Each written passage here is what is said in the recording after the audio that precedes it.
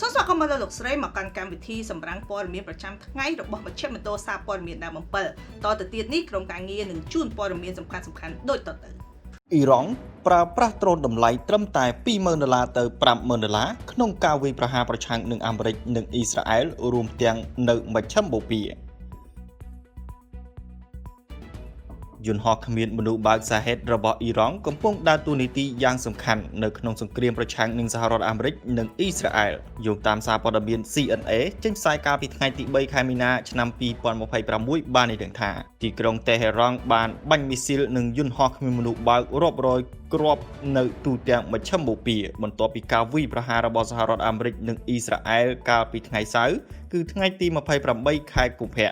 ដែលបង្ហាញពីភាពសំខាន់នៃប្រព័ន្ធទាំងនេះចំពោះសៀវភៅយុទ្ធសាស្ត្រយោធារបស់ខ្លួនយន្តហោះគ្មានមនុស្សបើកទាំងនេះមួយចំនួនបានហោះទៅដល់មូលដ្ឋានទ័ពអាកាសអង់គ្លេសនៅអូក្រូទីរីប្រទេសស៊ីបដោយវាយប្រហារលើផ្លូវរថយន្តហោះជាសញ្ញានៃការពង្រីកវិសាលភាពរបស់ពួកគេយន្តហោះគ្មានមនុស្សបើកសាហ៊ីតដែលត្រូវបានប្រើប្រាស់យ៉ាងទូលំទូលាយរួចហើយដោយប្រទេសរុស្ស៊ីនៅក្នុងសង្គ្រាមនៅអ៊ុយក្រែនឥឡូវនេះបានវិលមកផ្ដោតអារម្មណ៍វិញចំពេលមានភាពតានតឹងកាន់តែខ្លាំងឡើងនៅមជ្ឈមបូព៌ាក្នុងការផ្លាស់ប្ដូរគួរឲ្យកត់សម្គាល់មួយសហរដ្ឋអាមេរិកក៏បានចាប់ផ្ដើមដាក់ឲ្យប្រើប្រាស់យន្តហោះគ្មានមនុស្សបើកវាយប្រហារផ្លូវតែមួយដែលមានតម្លៃទាបដែលយកគំរូតាមរចនារបស់អ៊ីរ៉ង់ផ្ទុយទៅវិញយន្តហោះគ្មានមនុស្សបើកសាហេតត្រូវបានប៉ាន់ប្រមាណថាមានតម្លៃចន្លោះពី$20,000អាមេរិកទៅ$50,000អាមេរិកដែលជាតម្លៃត្រឹមតែប្រភាគតូចមួយនៃតម្លៃមីស៊ីលផ្លោងប៉ុណ្ណោះយន្តហោះគ្មានមនុស្សបើកទាំងនេះមានចម្ងាយហោះហើរយ៉ាងហោចណាស់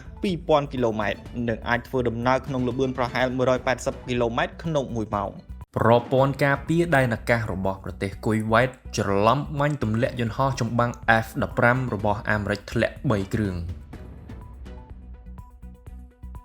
មន្ត្រីយោធាបាននិយាយថាយន្តហោះចម្បាំងអាមេរិកចំនួន3គ្រឿងត្រូវបានបាញ់ទម្លាក់ដោយអចេតនានៅលើប្រទេសគុយវ៉ែតកាលពីព្រឹកថ្ងៃច័ន្ទដែលជាឧបទ្ទវហេតុ Friendly Fire ហើយសមាជិកនាវិកក្នុងយន្តហោះទាំង6នាក់បានលោតឆាត់ចេញដោយសុវត្ថិភាពយោងតាមសារព័ត៌មាន The Guardian ចេញផ្សាយនៅថ្ងៃទី3ខែមីនាឆ្នាំ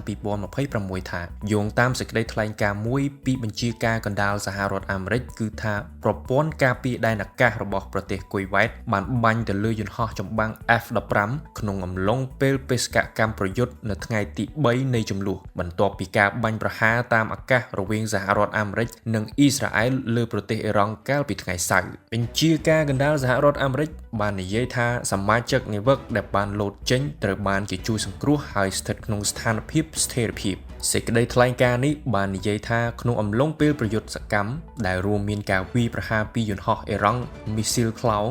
និងយន្តហោះគ្មានមនុស្សបើកយន្តហោះចម្បាំងរបស់កងទ័ពអាកាសអាមេរិកត្រូវបានបាញ់ទម្លាក់ដោយអចេតនាដោយប្រព័ន្ធការពារដែនអាកាសគុយវ៉ែតសង្គ្រាមនៅអ៊ីរ៉ង់នឹងអាចជំរុញឲ្យអឺរ៉ុបនាំគ្នានាំចូលហ្គាសរបស់ប្រទេសរុស្ស៊ីឡើងវិញ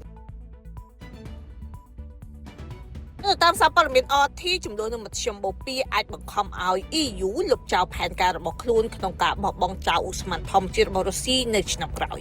នេះបើយោងទៅតាមសេចក្តីរាយការណ៍ថារដ្ឋមន្ត្រីថាមពលរបស់ប្រទេស Norway Terje Asland បានលើកឡើងតម្លៃឧស្ម័នហ្គាសនៅអឺរ៉ុបបានហក់ឡើង 75% នៅក្នុងសប្តាហ៍នេះឡើងដល់កម្រិតខ្ពស់រយៈពេល3ឆ្នាំនេះបើយោងទៅតាមទិន្នន័យពាណិជ្ជកម្មការកើនឡើងនេះកើតឡើងដោយសារយុទ្ធនាការអាមេរិកអ៊ីស្រាអែលប្រឆាំងនឹងអ៊ីរ៉ង់និងការវាយប្រហារសងសឹករបស់ទីក្រុងតេហេរ៉ង់នៅទូទាំងមជ្ឈមបូព៌ាការវាយប្រហារបានបង្ខំឲ្យនាវាដឹកប្រេងដែលផ្ទុកឧស្ម័នធម្មជាតិ RAW LNG ភាគច្រើនឈប់ឆ្លងកាត់ច្រកសមុទ្រហូម៉ូសហើយបានបណ្ដាលឲ្យប្រទេសកាតាដែលនាំចេញ LNG ធំជាងគេទី2របស់ពិភពលោកត្រូវបញ្ឈប់ការផលិតកាលពីថ្ងៃច័ន្ទគួរឲ្យដឹងផងដែរថាសហភាពអឺរ៉ុបទទួលបានពី 5% ទៅ 15% ប៉ុណ្ណោះនៃការគ្រប់គ្រងឧស្ម័នសរុបរបស់ខ្លួនពីប្រភពមជ្ឈមបូព៌ាជាចម្បងប្រទេសកាតាសហរដ្ឋអាមេរិកគឺជាអ្នកគ្រប់គ្រង LNG លេចធ្លោដែលមានចំណែក 60%អ៊ីរ៉ង់ប្រមានបាញ់កំទេចកប៉ាណាមួយដែលហ៊ានឆ្លងច្រកសមុទ្រហាមូ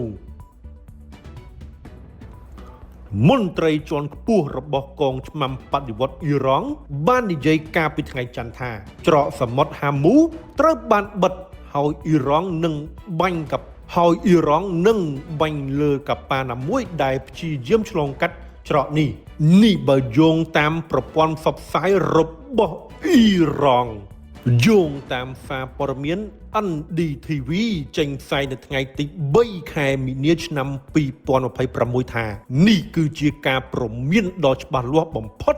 របស់អ៊ីរ៉ង់ចាប់តាំងពីបានប្រាប់កប៉ាល់នានាថាខ្លួនកំពុងបិទផ្លូវនាំចេញនៅថ្ងៃសៅរ៍ដែលជាចលនាមួយដែលគំរាមកំហែងដល់ការសន្ទុះលំហូរប្រេងដែលមាន1/5នៃពិភពលោកនិងធ្វើឲ្យតម្លៃប្រេងឆៅកើនឡើងយ៉ាងខ្លាំងលោកទីប្រឹក្សាជាន់ខ្ពស់របស់មេបញ្ជាការកងឆ្មាំបាននិយាយនៅក្នុងសន្ទរកថាដែលផ្សាយដោយប្រព័ន្ធផ្សព្វផ្សាយរដ្ឋថាច្រកសមុទ្រហាមូត្រូវបានបិទប្រសិនបើនរណាម្នាក់ព្យាយាមឆ្លងកាត់វីរបុរសនៃកងឆ្មាំបដិវត្តន៍និងកងទ័ពជើងទឹកធម្មតានិងដុតកប៉ាល់ទាំងនោះច្រកសមុទ្រហាមូនេះគឺជាផ្លូវនាំចេញប្រេងដ៏សំខាន់បំផុតរបស់ពិភពលោកដែលភ្ជាប់ប្រទេសផលិតប្រេងធំជាងគេនៅឈូងសមុទ្រដូចជាអារ៉ាប៊ីសាអូឌីតអ៊ីរ៉ង់អ៊ីរ៉ាក់និងអារ៉ាប់រួមជាឈូងសមុទ្រអូម៉ង់និងសមុទ្រអារ៉ាប់